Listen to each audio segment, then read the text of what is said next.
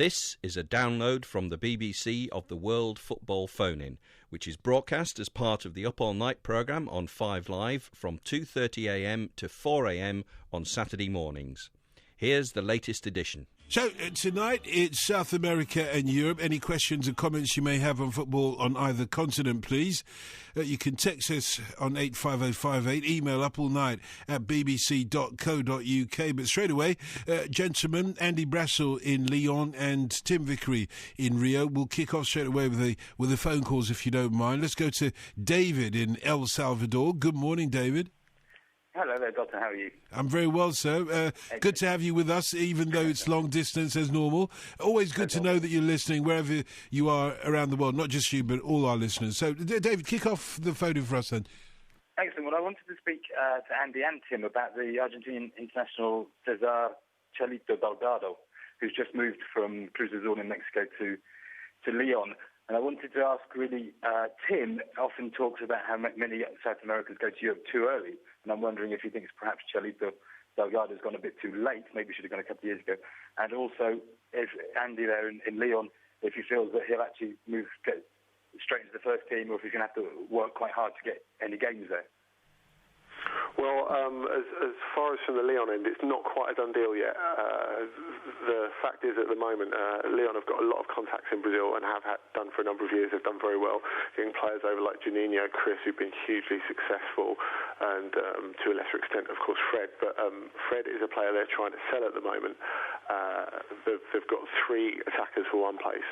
Obviously, I've talked a lot about Karim Benzema, the young French international, and the fact is his form's been so excellent that he's kept both Milan Barros and Fred, both established internationals, out of the team, because Lyon play with three up front, or one main striker and two wide players. So the opportunities for Barros and Fred have been quite limited. Now, the Delgado signing won't be complete until a place for a non-EU player is released, which we're presuming is by Fred being sold. Paris Saint-Germain is a possible destination for him, but Lyon have already said they don't want to loan out Fred, so they're going to have to sell him. And the chairman, Jean-Michel Aulas, has said, well, we bought this player for £10 million, 15 million euros, so therefore he's become a full Brazil international since we've signed him, so we're going to want at least 12 million, say 16, 17 million euros to sell him. Whether Paris Saint-Germain can afford that, I really don't know.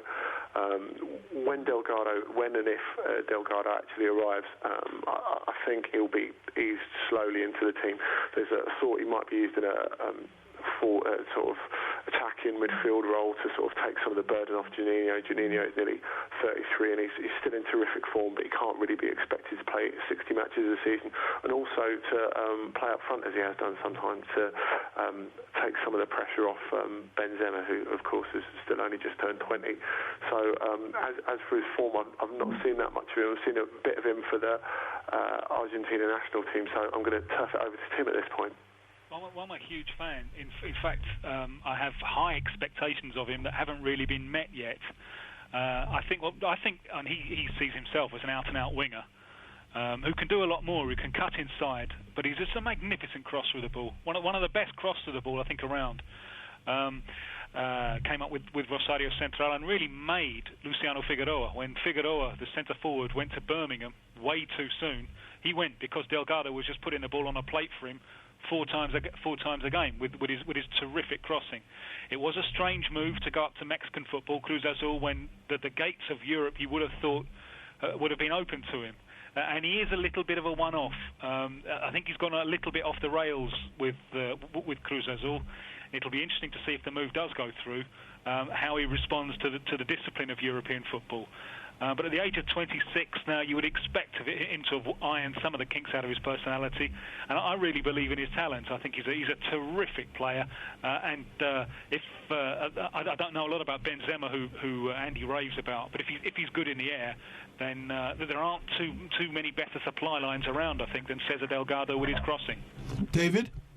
Yeah, that's very, very interesting. Thank you for both of you. I think Delgado has had a bit of a difficult time of the year last year and a half. So he had a bit of an injury, which he had trouble shaking off really. But I think it'd be really interesting. I think we're going to see more and more players using Mexico as a stepping stone. We've just seen that lad Villa go to Derby, I think.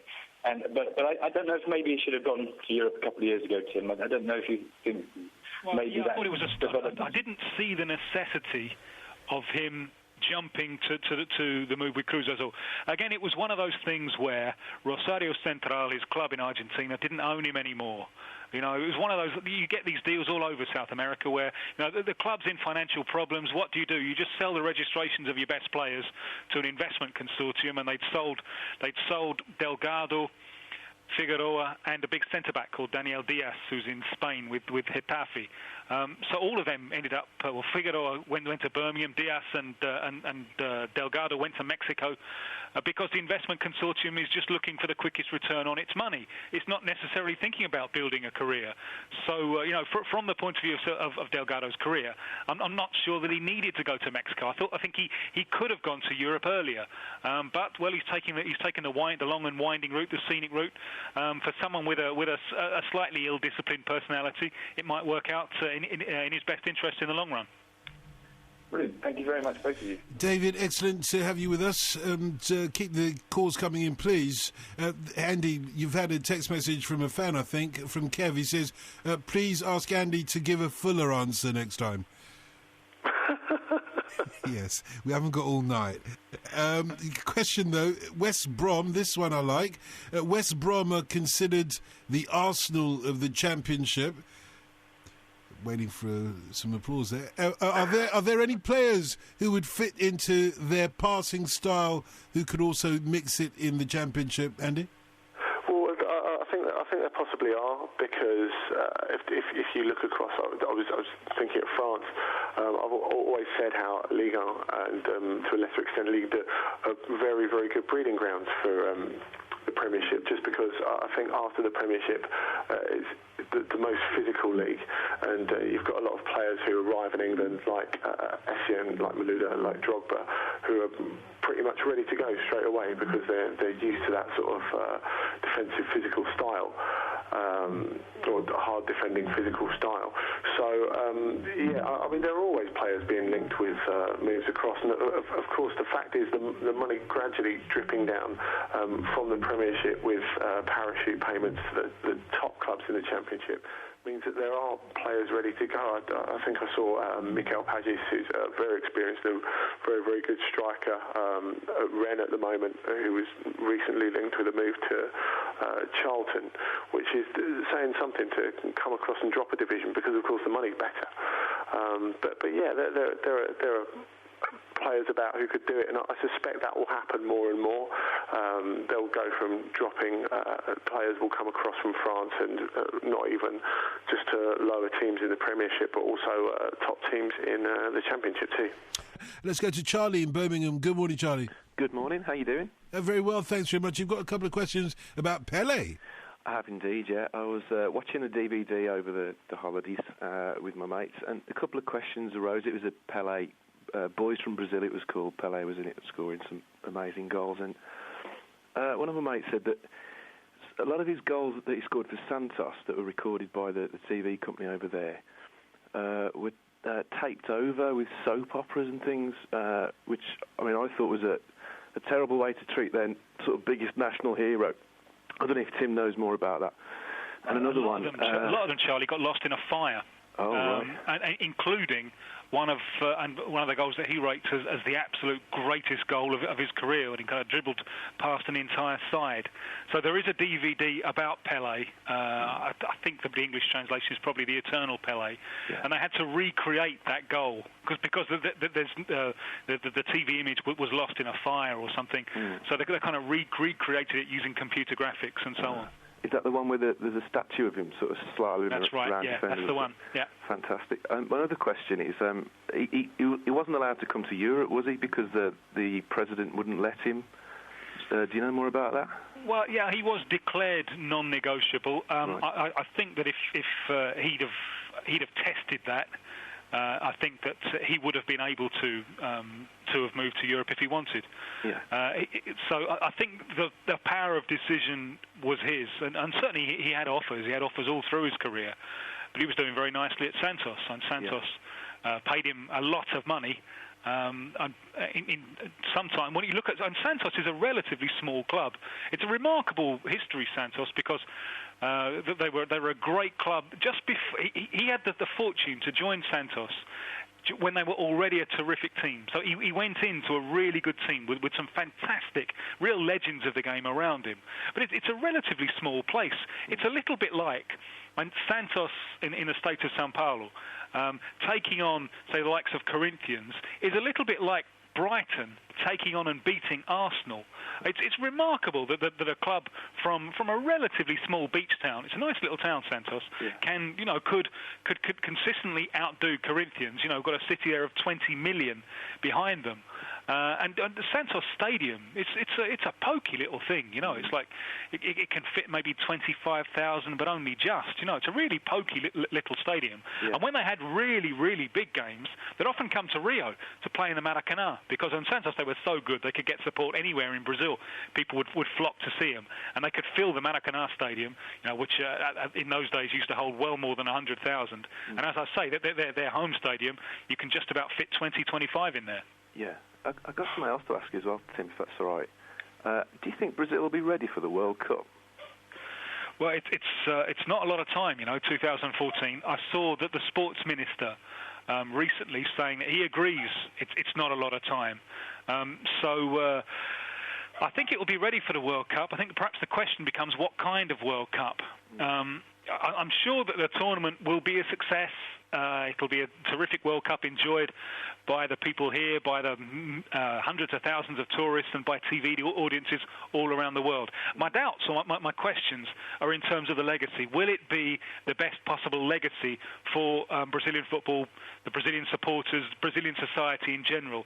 And that's where my worry is, that because there's not a lot of time between now and 2014, because there's so much work to be done, that it looks to me, my doubt is that the stadiums might not be anywhere near as good as they could be. And public transport, well, there's so many things to be done in terms of public transport. It's a really important issue in Brazil. They might kind of cut corners with that one. So the World Cup in 2014, I'm sure it'll go ahead. I'm sure it'll be a success. But I do have my doubts about the legacy. Well, I hope so. Well, thanks a lot for that. Charlie, thanks very much. Cleo in Aldershot, good morning. New Year to everybody. My question's got a Spanish tilt. A question for Tim about Evan Banguera going to Valencia, who are mid-table strugglers. I thought he was going to Juventus. And for Andy, my main question is about Almunia, our best goalkeeper. He's kept 11 clean sheets in 22 matches. Is talk of him might being able to play for England if he gets citizenship up this year. He's waiting for a call-up from Spain, but they've got quite a few good goalkeepers. They've got Real Madrid, Cascales and Santiago Tavares, and of course Pepe Reina from Liverpool. Is there precedence, and do you think it's going to happen? What do you think? I think it can happen, and I think there's a fairly good chance that it will happen. As you quite rightly point out, if you think back to the days in the early 70s when there was almost a sort of rotation between Peter Shilton and Ray Clements, it seems a very, very long way away now. And without wanting to criticise individual goalkeepers, you could say that in a different era, keepers like Paul Robinson and David James wouldn't even have been third choice, let alone vying for first choice. So there's definitely opportunity there. But you're right as well about it's difficult at the moment looking at the situation in English goalkeeping compared to Spain. I mean, Spain have maybe half a dozen top goalkeepers. Germany have a lot of young goalkeeping talent coming through, and Italy, of course, is traditionally strong. So I think maybe England will have to be creative. People keep saying the talent's not coming through, so maybe they'll look to go down a similar route to what people have criticised the Republic of Ireland for in the last 15, 20 years. And Tim, do you want to take up that point quickly as well? Yeah, Ever Banega is a lovely, lovely passing midfielder, and he came through in the South American Under-20 Championships early this year. I remember after 5 minutes of the first Argentina game, I'd written, passing of Banega looks a real talent. And he's just gone on from strength to strength to strength, moved to Valencia. My impression is, that he doesn't really want to go. And he's been saying today in the Argentinian press that it's the saddest day of his life, leaving Boca and going to Valencia. It seems to, my impression is that because Boca, new president, wants to impose himself, they've brought Riquelme back from Villarreal, they're paying him a lot of money and so on, so they've got to balance the books. How do you balance the books? You sell your most promising young player. So it looks to me as if he's being forced out prematurely. If I was Boca, I'd want to keep him for at least another year. But that's the economic realities of South American football. He is a wonderful, wonderful passing midfielder. He will have to adjust to the extra pace of the European game. It won't be easy. He's going to a club, Valencia, who are clearly struggling. But I think he really is one to look out for in the long term because his passing ability is exceptional. Adriano would have been hurt in this car crash. I'm sorry? Adriano in a car crash. Does Tim know anything about it? Yeah, it wasn't serious.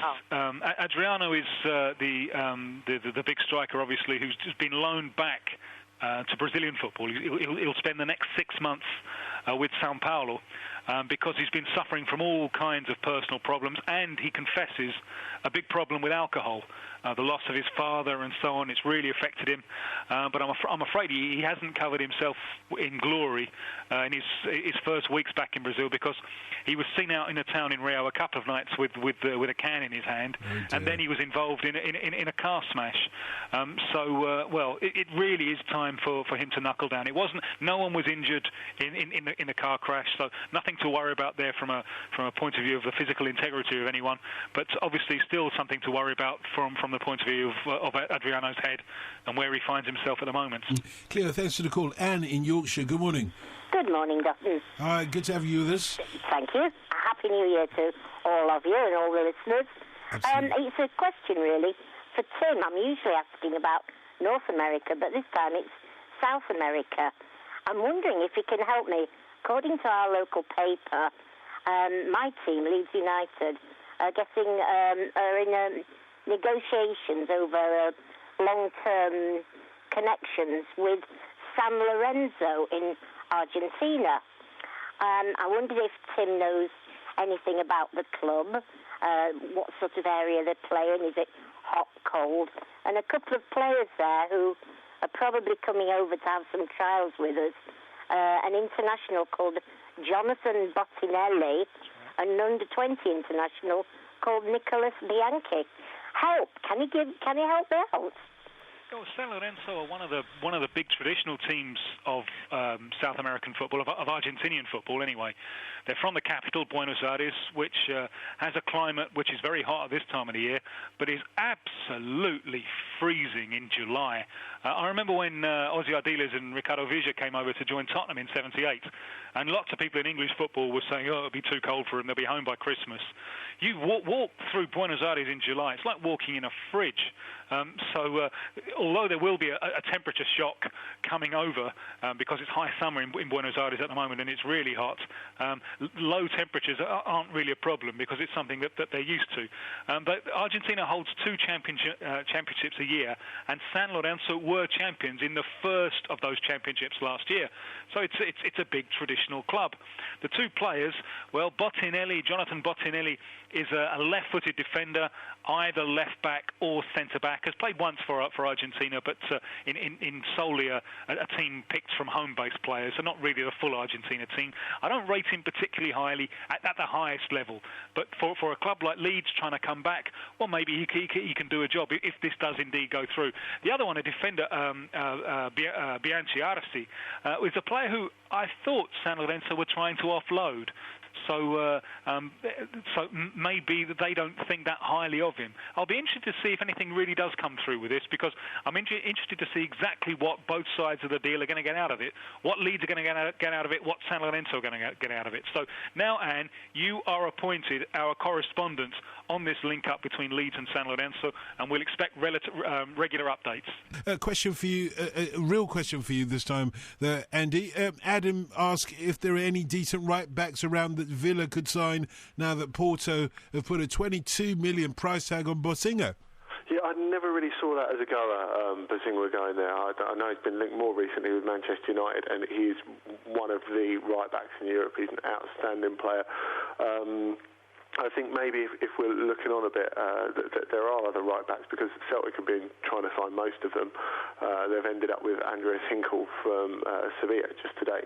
But I think maybe Miguel from Valencia, it looks like he's sort of dropped down the sort of pecking order of European right-backs at the moment. It still cost a pretty penny, but he's a very, very good player, and Valencia are in crisis at the moment, so I reckon Martin O'Neill should just have a go and see what happens.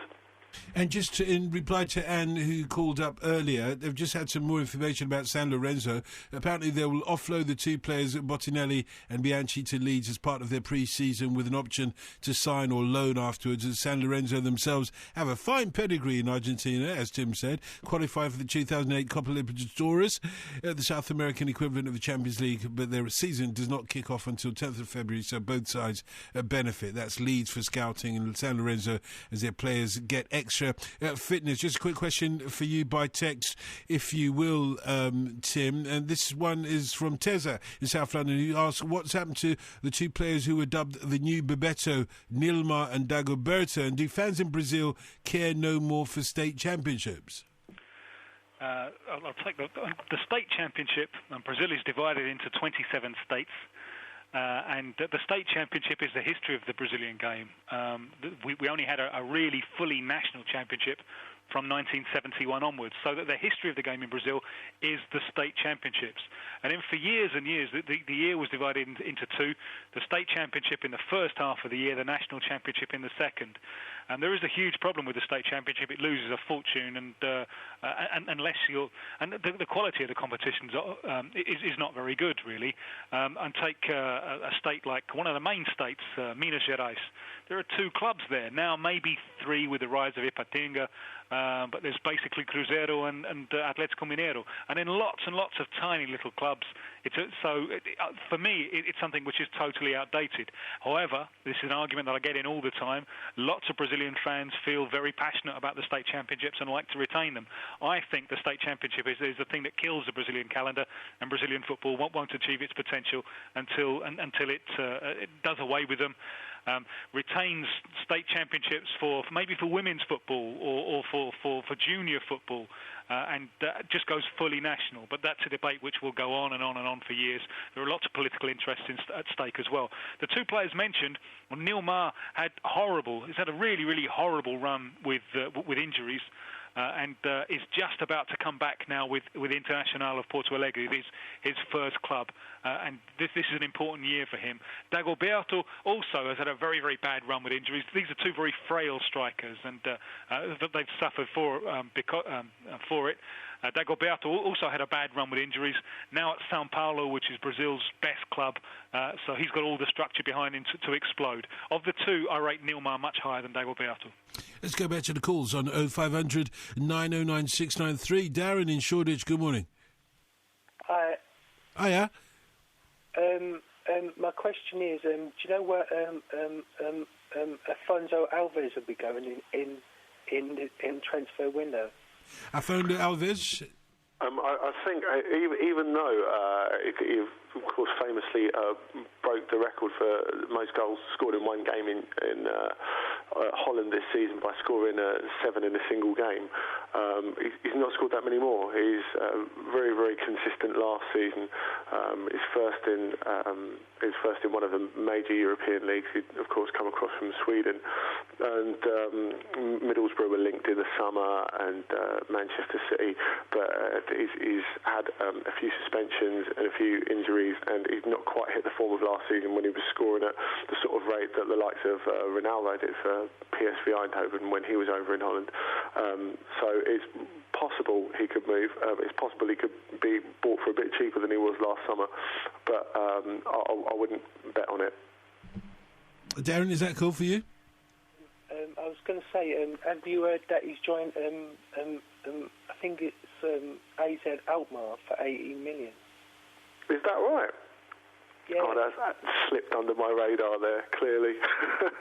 I think the price has been agreed, but terms ain't yet. Really? Oh, well, that'll be an interesting one. And I think that's, as I've said, I suppose, showed the fact that he's moved within Holland rather than actually moving across to the Premiership, has shown what a sort of difficult time he's had really this season. But there's no doubt about his goal-scoring ability. I mean, Tim was saying it was a virtual unknown when he actually, on the back of that form, got through to the selection. Isn't that right, Tim? Total unknown. And he'd scored one goal in Brazilian football. And I remember being at the press conference when he was called up for the Brazil squad that was going to play England at Wembley last May. And lots of the Brazilian journalists, in fact, the majority of the Brazilian journalists there had never heard of him. No, there were people screaming into their radio, "This Alfonso Alves, what is he? Is he a centre-back? Is he a full-back? What is he?" They honestly didn't know him. They'd never heard of him. His goal-scoring record in Holland so far with Heerenveen is exceptional. You know, goals per game, I believe it's better than both Ronaldo and Romario when they were with PSV, and he's with a smaller club, Heerenveen. I tend to think his problems this season have been down to the fact that he's unsettled because he's desperate to force a move away, hopefully from his point of view, to the Premiership. So if he has settled for AZ Alkmaar, that shows the failure of this particular strategy. And his goal-scoring record is exceptional. He has played for Brazil now, and he scored a terrific goal actually for Brazil against Mexico in a friendly. But I don't think he's going to have a long life with the Brazilian national team. The fact that he never did anything in Brazilian football just counts against him. There's no press lobby in favour of him. There's a big press lobby against him. But he looks to me like a very, very useful centre forward indeed. Not world class. I think he lacks a left foot for that. But I certainly see him as a centre forward who would be worth a tilt in the Premiership one day. Tim, fair enough if you don't know who the player is from the beginning, but once he scores 7 goals, you're going to have to keep a close eye on him, aren't you? Well, yeah, but what your Brazilian journalists would say is, well, he scored 7 goals playing for who, where? And if you want to irritate them, and it really, really does rile them to point out that his goal-scoring record with Heerenveen is better than Romario's and Ronaldo's for PSV, and that really, really does put noses out of joint here. So, Andy, if a guy scores 7 goals in one match, you've got to keep a close eye on him, don't you? I've been keeping a closer eye while Tim's been talking, actually, and it's been agreed. So, Darren in Shoreditch, fancy a job as a European football correspondent, by any chance? Yeah, of course. Oh, he's got the job. Thanks very much for the call. You're going to have to fight Andy for it, though, because he's sitting pretty tight on that one, I imagine, Andy. Yeah, keep a close eye on him for us, will you, please? Imran in Bolton, good morning. Good morning, all right, Don. Good to speak to you, mate. You too. Just a question to Tim about 2 players. All right, Tim. Hiya. Have you heard of a young player from Internacional called Filipino? I've only heard about the fuss about him. I haven't seen him. All right. No, because I've heard a fuss about him. I thought you might have seen him in action. No, I don't think he's played first team. All right, because they're calling him the new Pato. Yeah, and the club, Internacional, they became World Club champions based on a philosophy of let's reveal 1 or 2 terrific players a year.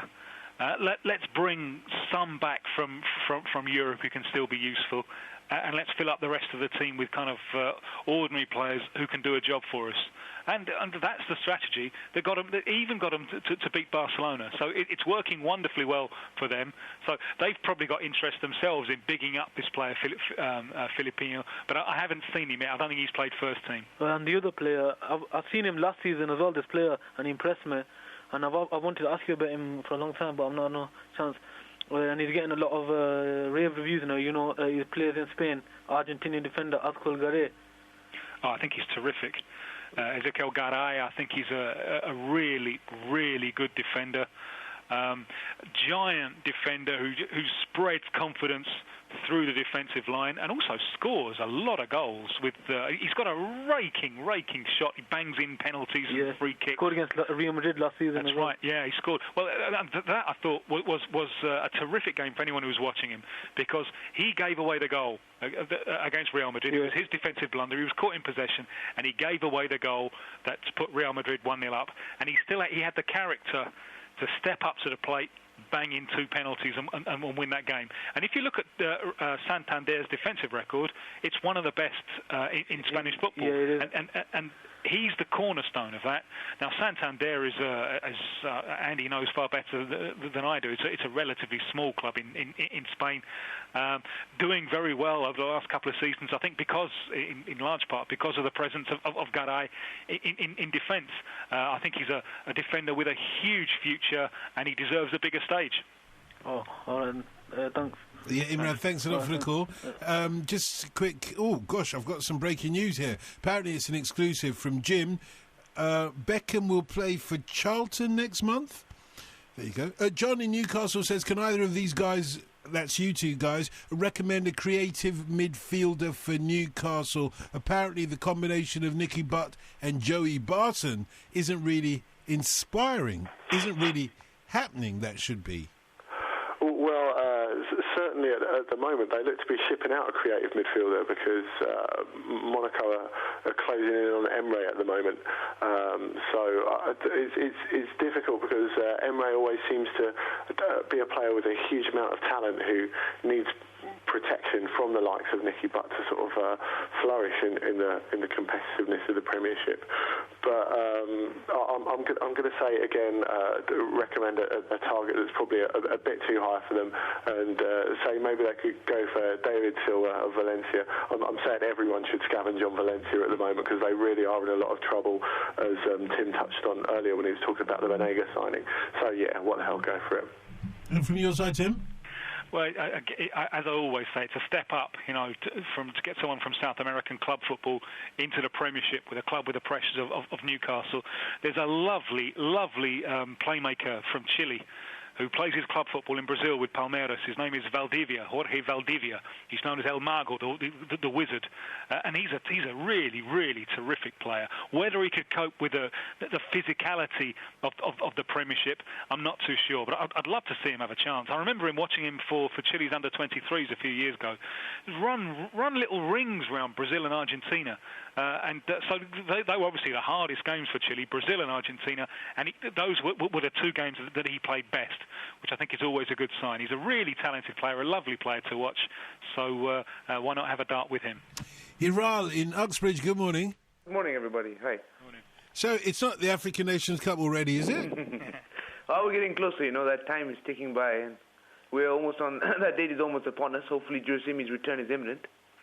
Of course, we're literally getting him off the bench as we speak. That's good to hear.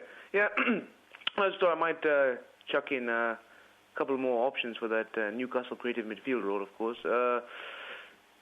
If you do you'd be hard pressed to find a player, who's done it for so long as someone like Stephen Appiah, currently injured, but of Fenerbahce.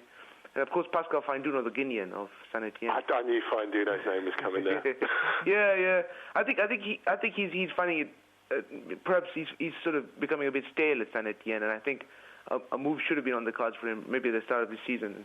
You're absolutely right, Hiral. I think he's maybe left it half a season too late as far as his current form goes. Pascal Feinduno is a Guinean midfielder who's was pretty good in the last African Nations Cup, and he's, as Hiral says, performed very consistently for firstly Bordeaux and then St Etienne over a number of years. He's one of the most talented players in the French league. Put bluntly, there's no two ways about it. He can score goals, he can create goals. He's a very fine passer of the ball. But it was looking like he might go to Spain or even to the Premier League last summer. It didn't happen. He came quite close to a move to the Middle East, which would have been a real shame for a player of 27, 28. No, but he looks very frustrated and isolated at what could be described as really at best a middling St Etienne team at the moment.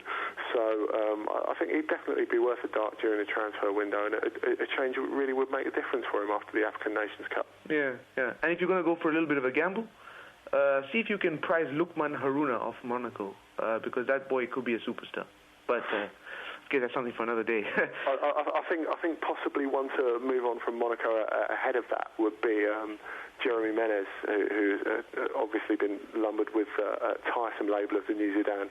He's been overshadowed a little by the emergence of Karim Benzema and the other Lyon player, Hatem Ben Arfa over here. But Menez is very, very promising. He's had a bit of a turbulent personal life, and he's struggling to sort of find any sort of rhythm, but when he is good, he's very, very good indeed. He can burst from deep, dribble around players, score goals, he can pass it, but I don't really think Monaco's a great environment for a young player to flourish, really.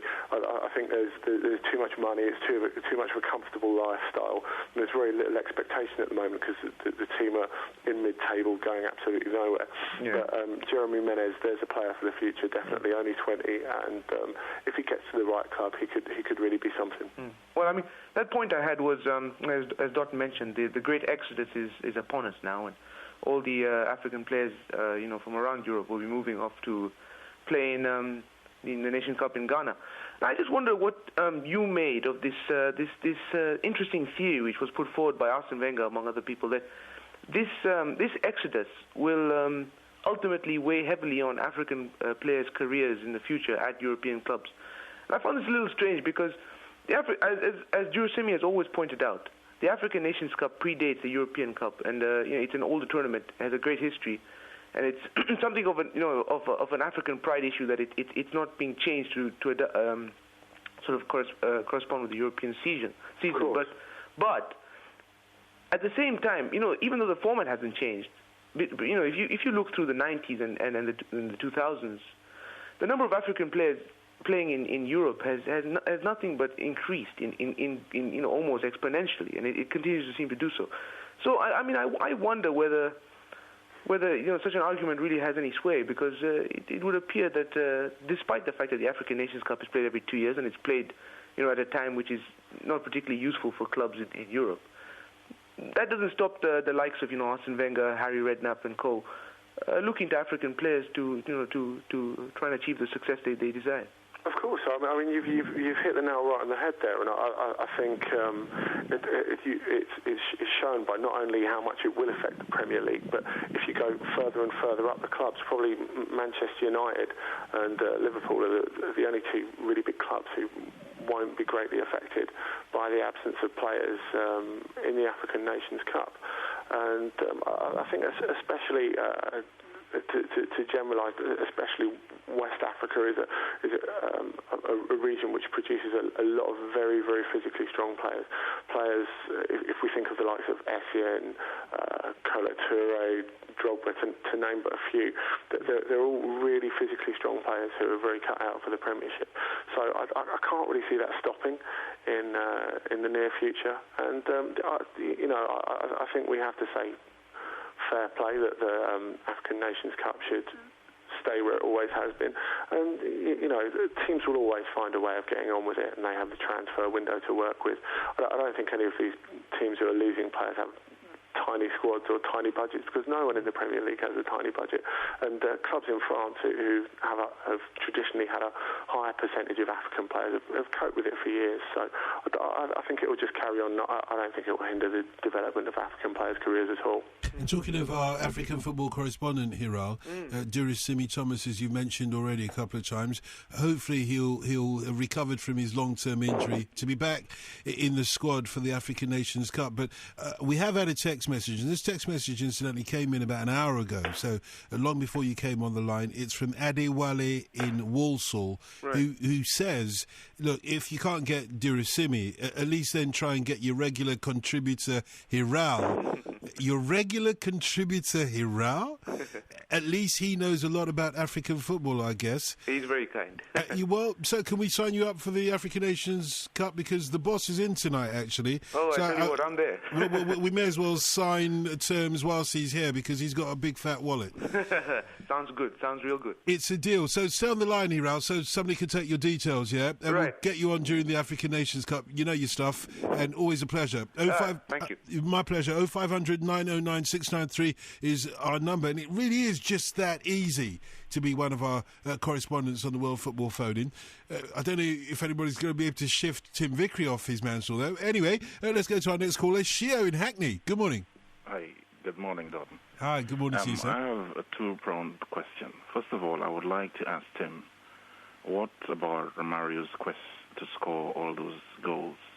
And I also want to know about the former Brazilian captain, Socrates. And secondly, it's about the foreign player debate that has been raging on in this country. Could he answer the first question? Yeah, Romario has achieved his ambition to score 1,000 goals. He achieved it, I think it was in May of last year. Whether he scored the quantity of important goals in his career that he might have done, I'm inclined to doubt. He is the most naturally talented and intelligent centre-forward I've ever seen. And I tend to think he could have done even more with his career. I think he made a huge mistake when he came back at the height of his powers, when he came back from Barcelona to join Flamengo in Brazilian football at the start of '95. I think he threw away years of his career. He accepted the easy life. He didn't train. And after that, after '95, you can't find that many important goals that he scored. And you can find lots of times when he broke down and missed important games because he wasn't keeping himself fit. And he missed out on the Champions League at exactly the moment that the Champions League was really taking off. So I think that was a very, very poor decision by a truly, truly great player who is now player coach of Vasco da Gama. He's currently suspended from playing because he failed a dope test. He failed a drug test. He was taking a substance to try and stop a very vain bid, I think, to try and stop his hair falling out. It was a banned substance, so he's currently suspended as a player. But he's coaching. He's player coach of Vasco da Gama. Now he's always quite honest, Romario, and they've got a proper coach in a guy called Alfredo Sampaio, who was Ronaldo's first coach in Little São Cristóvão in Rio. So Alfredo Sampaio is going to do a lot of the work. But Romario surprised everyone this week. First week of training with Vasco da Gama. They trained at 9 o'clock in the morning, and he turned up. No one's ever seen him at morning training sessions before. They don't exist. But he turned up, and he did say, "Don't expect this to happen every morning." So any photos you want to take of me in the morning, take them now, because there might be a fair while before this happens again. Socrates, the other player you mentioned, a wonderful, creative, talented central midfielder.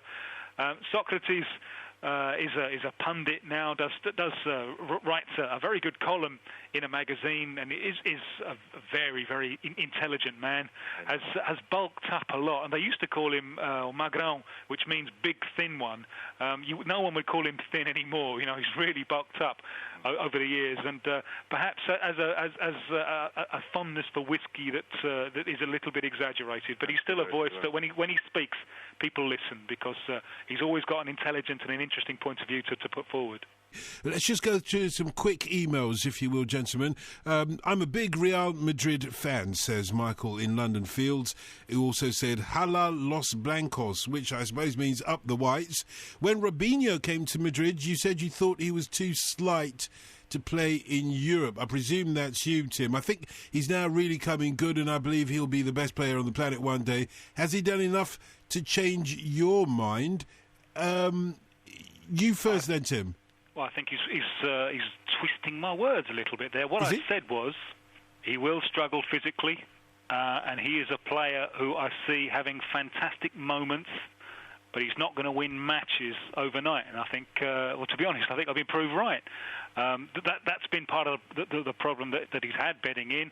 Another problem was that he was always looking for fouls, going down very, very easily, as happens in Brazilian football, and you get your free kick, and he wasn't getting them, and that was frustrating him. But he's really come good last few months, and we're seeing something of the ability that he was showing week in, week out in Brazilian football. So I think... Has he done enough to change your mind? No, because I retain the opinion that I had when he went over, that it's going to be difficult for him to adapt. He's not going to decide games on his own initially in the same way as he was doing with Santos. He's going to have to bulk up a little bit. He's going to have to change his game a little bit. I think I've been borne out, to be honest. And Andy, from your point of view? That's very, very true what Tim says. I think what he's had to learn is the European game. What he's had to learn is discipline, and he certainly came good under Capello in the last couple of months of last season. He made some really decisive contributions, but it has really been about discipline. Schuster's given him his head and plays more attractive football, which obviously suits Robinho, and he's been the outstanding player in Spain so far this season. But he never really helped himself, as Tim says, by looking for fouls, and also a lot of indiscipline off the pitch. I think he felt a bit worn down by the hierarchy of senior players that existed, which sort of took the joy a bit out of his game when he first arrived as well. But now he looks absolutely fantastic, and he does look capable of deciding games all the time. Now he's staying on his feet and working hard for the team. A question from Zhen Kuang, who's listening to us in Singapore. Question for Tim regarding Xavier Mascherano. Whilst I'm really hoping he signs a permanent contract at Anfield, he said that if he doesn't, he would not play for any other English club. Where does Tim think Mascherano will go to after then? Spain or back to South America? No, it's not going to be back to South America. It's going to be to a big European club. I think, if Liverpool don't close the deal, they'll live to regret it, and he'll go to anyone with enough sense to buy him. I don't know what Andy thinks about what might be a good alternative destination for him. Well, Juventus have been heavily linked. Barcelona too. I think Barcelona is less likely because they already have Kolo Touré to carry out a similar role in midfield, although there's no reason why the two of them couldn't work together. But I think you're looking at one of the biggest clubs in Spain or Italy if he doesn't join Liverpool. OK. Just moving on to our callers. Let's take the first one. Tim in Anglesey. Good morning. Morning, fellas. I've got two players here. One is European and the other one's from Argentina. Sebastian Rusculida. Would that be right? That's right, yeah, the centre-back. Now, I understand that each of these lads, the other one's Rayo Piroa from Estonia, might be picked up by QPR. That is my understanding, yeah. Is it? Yeah, that QPR are in the market for him. Unfortunately, I haven't seen him. When he came up with Tigre, it's a remarkable story, really. Tigre are a traditional club from the north of Buenos Aires, who'd been in the second division for years and years and years, and really decades. Got back into the first division just the last time. So they've had a total of 19 games in the first division, and weren't that far off winning the championship. They kind of tailed off towards the end. But under the leadership of the coaching of Diego Caña, who was a terrific player for Boca, it's his first coaching job, and he's doing remarkably well. And Rusculeda has been one of the players who's been part of it. But I didn't manage to see him in these 19 games. Unfortunately, I didn't catch him. So, unfortunately, I can't tell you a great deal about him. Okay. What about the Estonian chap, Andy?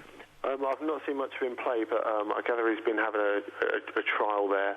I think that he's been playing in Norway, but he's a centre-back. They're prepared to offer him a deal. It looks like he's going to sign for 2 years, I think. It was previously stymied by them getting all the funds together, and it initially decided he maybe wasn't sure he wanted to leave Norway. I think probably what's changed his mind is the fact that they've made some very, very good signings, including like players with a lot of Premiership experience. So I suspect that swayed him. Excellent. OK, well, thanks very much. Yeah, and thanks a lot for the call, Tim. Appreciate that. And for you, Andy, from Alex in Manchester, can you tell us how Manuel Fernandes has done at Valencia this season? I've heard a rumour that Everton may be going back in for him during the transfer window. Absolutely spot on. Well done. He will be joining Everton imminently on loan for the rest of the season. It looks very likely. He was involved in an incident in a nightclub, which seems to have been the nail in his Valencia coffin, where he spent a night in the cells last night. The writing was on the wall for him pretty much as soon as Ronald Koeman took over as coach from Quique Sanchez-Flores, unfortunately, because they didn't have a particularly good relationship at Benfica, which is what led to him coming over and plying his trade in England, first for Portsmouth and then Everton. It was a bit of a shock when he joined Valencia ahead of Everton. It was all sort of complicated business to do with third-party ownership that Valencia circumvented by buying 100% of his registration, where Everton were only set to buy 50. But I think it's a great option for Everton. He did really, really well there last season, perfectly suited for the rigours of the Premier League. And it'd just be nice to see him getting some playing time, because he's one of the most promising Portuguese midfielders, and it's great to see him play. Mustafa in Bristol, good morning. Good morning. And I've got a question for Tim. It's about AC Milan's Brazilian striker, a new one, Alexandre Pato. And there's a lot of excitement about him. And if it's true, the coach is even tipping him to be one of the runners for next year's Football of the Year. And the guy just come over. Can he make such an impact so soon? I think he can. I think all the hype is justified. And he was a player who just over a year ago now, just past 17, played his first game for Internacional. Now, he was so good in training that the other players were forbidden to talk about him, because Internacional, they didn't want anyone hearing about him until they got him on a long-term contract, so that they could sell him. So his first game, he's just passed his 17th birthday. First game, he comes on and he just ends it. It's away from home against Palmeiras. He just ends the game within the first 20, 30 minutes, scoring goals and setting them up. I think it was something like 4-0 after 25 minutes. It was all him. He is a football genius, I think, and he's something that you don't get very, very often. And the last one that we got that was this good in Brazilian football was Ronaldo. As a centre forward, and Alexandre Pato is a little bit reminiscent of a young Ronaldo when he was a skinny little kid. He's a little bit reminiscent of this, with exactly the same coldness in front of goal. He's deadly in front of goal. He knows exactly where he's placing the ball. That real coldness, which has always been the hallmark of Ronaldo's finishing, with the added bonus that he's got a wonderful leap and he's really, really good in the air. So one of those players who you put him in senior football and straight away his quality absolutely shines. I understand from what we've been hearing that his form just in training with Milan has been absolutely sensational, and that they really are aware that they've got something very special on their hands. And in Brazil, people are expecting him to come through, and very, very soon now, to become Brazil's long-term next centre forward. So Alexandre Pato is a name that I've been speaking about on this programme since he first emerged, and I think he really is a potential football genius there. Played in the Champions League so far this year. Sorry, just repeat that question, Mustafa. And why I'm wondering why he hasn't played in the Champions League group stages. We'll ask Andy for that one. He's not qualified. He's only qualified from January the 1st.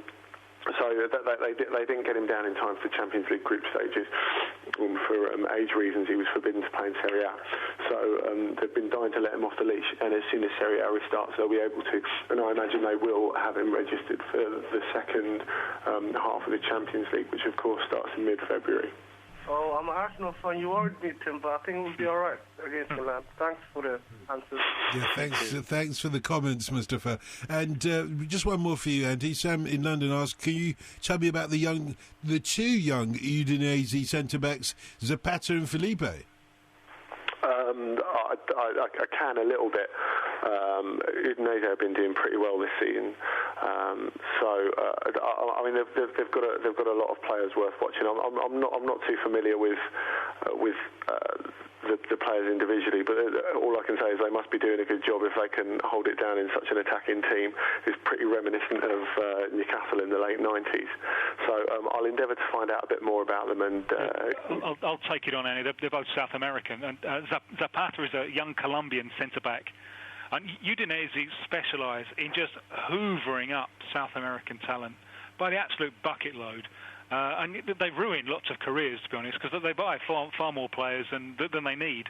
And some of them don't come off and are left kicking their heels and so on. But these two, and Zapata is a very, very classy centre-back, came up in a very good Colombia under-20 side in, 3 years ago now, 2005. And looks to be a good centre-back for the future of Colombian football. He hasn't played in World Cup qualifiers, although he has been in the squad. Very, very classy indeed. Looks like the genuine article. Felipe is a player I haven't seen for a while, but he came up from that same generation, the under-20s in 2005, as a fullback. I haven't seen him since he's been in Udinese, but he's zigzagged about a little bit with his career. So I'm very glad that he's coming off as well. Edmund in London, good morning. Good morning, Dotson. Happy New Year. Happy New Year. Good morning to Tim and Andy. My question to Tim is, Tim, in South America, do they actually sign coaches based on their philosophy of football? Is it passing game, or is it because of the players that they've got in the team? That's why they sign the coaches. A lot of it is almost kind of revolving chair, you know. And South American coaches, they look at the length of time that Wenger has spent, or Alex Ferguson has spent with their respective clubs, and they just can't believe it. And if you last 6 months in a South American club, you've done pretty well. So there's a kind of group of them, and it's almost like musical chairs, you know, they move so often. My favourite story with this, we had one last year, Botafogo. They had a lovely team under a guy called Cuca. Yeah. Cuca was the coach. The wheels started to fall off, and then they lost a game in just disastrous circumstances, a South American Cup game to River Plate in Argentina. The River Plate had 2 men sent off, and even so managed to score something like 3 goals in the last 15 minutes. So the wheels had really fallen off then, and Cuca resigned. Another fellow was brought in, a guy called Mario Sergio, with a totally different philosophy. It was obviously not going to work.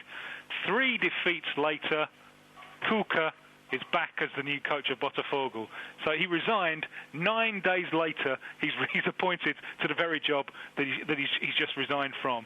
So the idea of philosophy or continuity of work, everything's happened so much more quickly in South America that it's difficult to have coaches with the same philosophy, because you're always sacking them.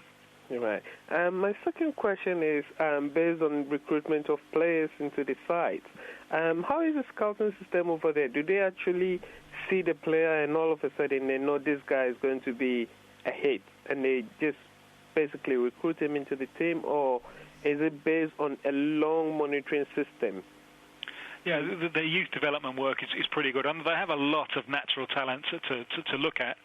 But you know, they've got sides, you know, under 7 sides or something like that, you know, and so it's they're grooming talent coming through from a very, very early age. There are lots of youth tournaments. There's a big youth tournament just starting tomorrow in Sao Paulo, the Sao Paulo Youth Tournament, which attracts international scouts from just all over the world. There'll be scouts from English clubs there, I'd imagine. So they are working with these players from a very, very early age, grooming them up. It really isn't just a kind of South American equivalent of kind of yelling down a mine shaft and see who comes up. There's a lot of talent there, but they're working with it from an early age. Edmund, thanks a lot for the call from Pre in London. Andy, how good is Mamadou Sekou from PSG? He is a good player. He made really big headlines over here because Paul Le Guen, the former Rangers manager, who's of course in charge at Paris Saint-Germain, gave Sakho his debut as a 17-year-old, not only including him at left-back in favour of Sylvain Armand, who's one of the best uncapped French left-backs that there is, but also making him captain for his debut at 17. So he's very highly rated, even though there was an extended discussion in the French papers as to whether Le Guen had actually lost his mind. But he's played a couple of times since then, but he's coming into the first team at a very, very difficult time. The captaincy is probably an extra bit he doesn't need. But Le Guen's keen to keep the old pros on their toes by including young players. And I think we'll probably see a fair bit more of Sakho in the future. He's got a long, long way to go, though.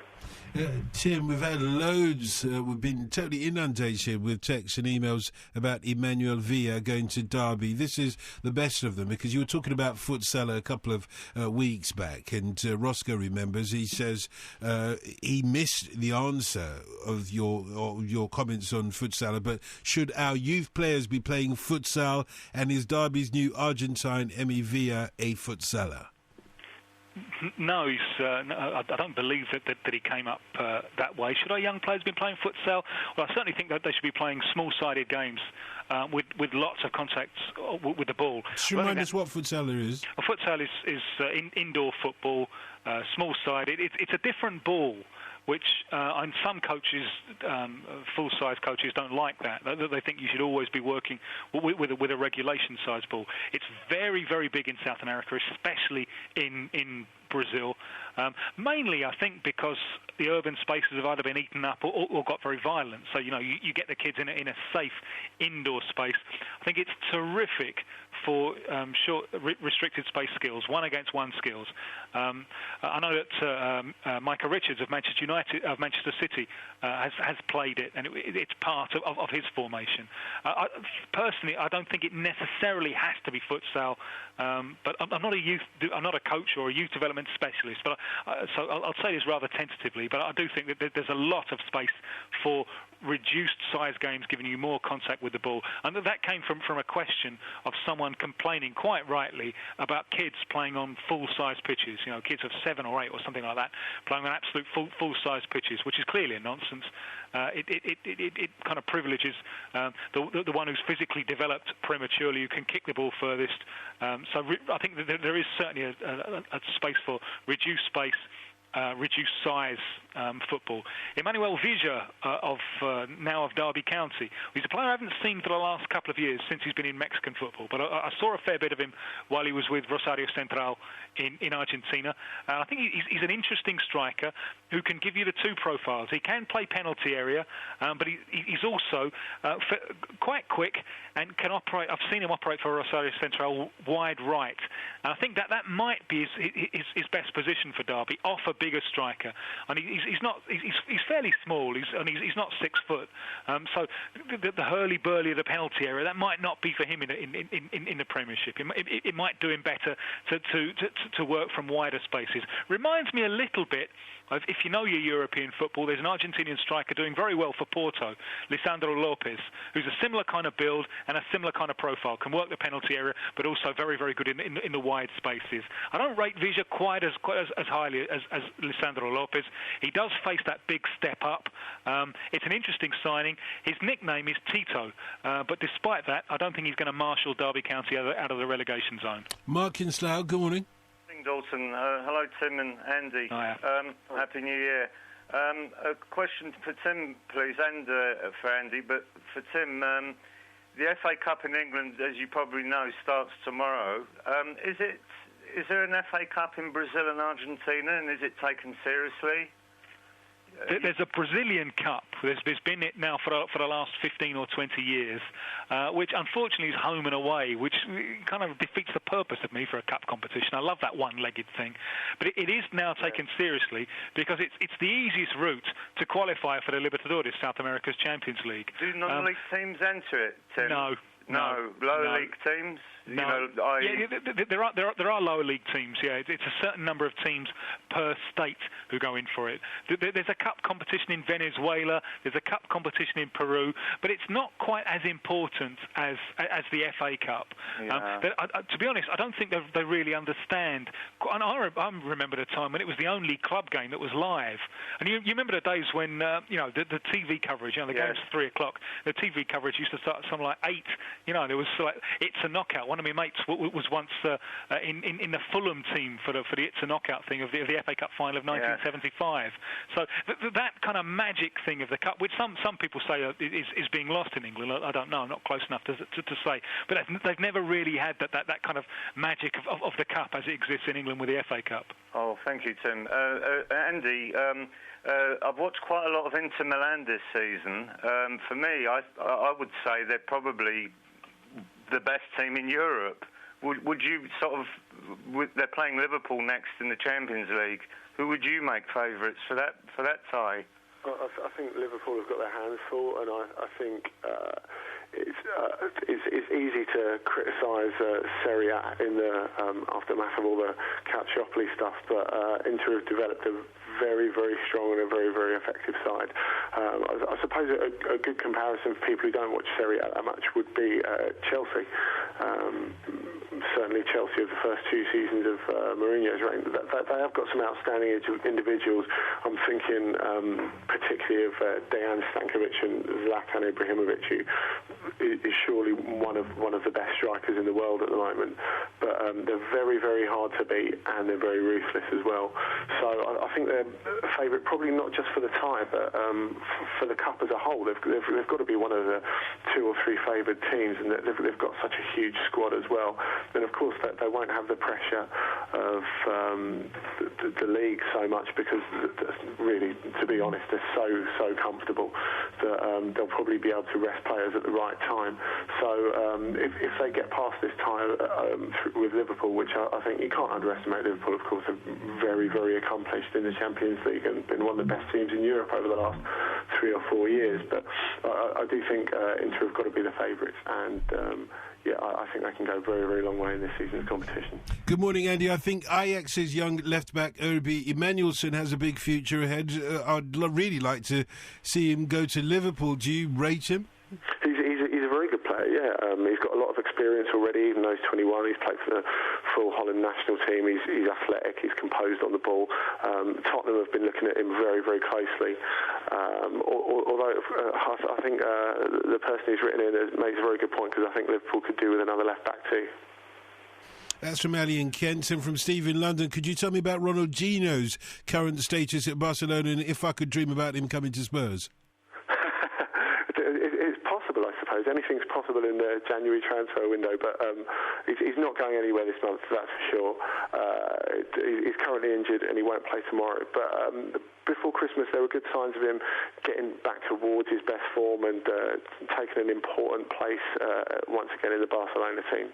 More dreams from Spurs fans. Shane Riquelme returned to Argentina rather than join Spurs, says Andy and Paul. Any other Argentinians, Tim, that you could suggest for Spurs to follow in the footsteps of Ardiz and Villa? I suppose it's a shame that Banega is the one who's just joined Valencia. Is a lovely little one who's coming along. I actually think that's where Tottenham went wrong. You know, there's all kinds of, amongst Tottenham fans, we always have the where did it all go wrong thing. But my big idea on where Tottenham went wrong is that, signed Ardiles and Villa and stopped buying Argentinian. I've never understood that. We should have been the club for signing Simeone, Redondo and all the rest of it, and we ended the tradition way back in '78.